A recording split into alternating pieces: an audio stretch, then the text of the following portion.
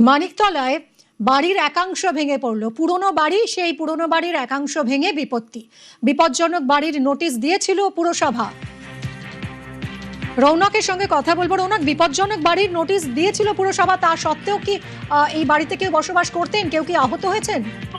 দেখো, এখনো পর্যন্ত জানা যাচ্ছে কেউ আহত হয়নি, কিন্তু এর আগেও বিপজ্জনক বাড়ির নোটিশ দিয়েছিল পুরসভা। এবং তোমরা জানিয়ে রাখবো, যেখানে বিপজ্জনক অবস্থায় ছিল সেই জায়গা কিন্তু একাংশ পুরসভা ভেঙেও ছিল।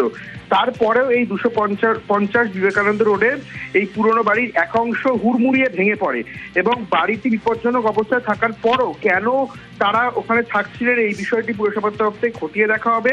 ইতিমধ্যে তোমায় বলবো, কলকাতা পুরসভার যারা কর্মীরা রয়েছেন তারা এখানে গেছেন, পুলিশের তরফ থেকে জায়গাটি কর্ডন করে দেওয়া হয়েছে। যেহেতু বিপজ্জনক অবস্থায় ছিল এবং পুরসভার নোটিশও দেওয়া ছিল, আর পরেও কেন সেখানে বাসিন্দারা থাকছিলেন এই বিষয়টিও কিন্তু ইতিমধ্যে পুরসভার তরফ থেকে দেখা হচ্ছে। এবং যে সময় এই ঘটনা ঘটে, একটা বড়সড় দুর্ঘটনা ঘটতেও পারত, কিন্তু এখনো পর্যন্ত এই ঘটনায় কোনো হতাহতের খবর আসেনি। ধন্যবাদ রৌনক।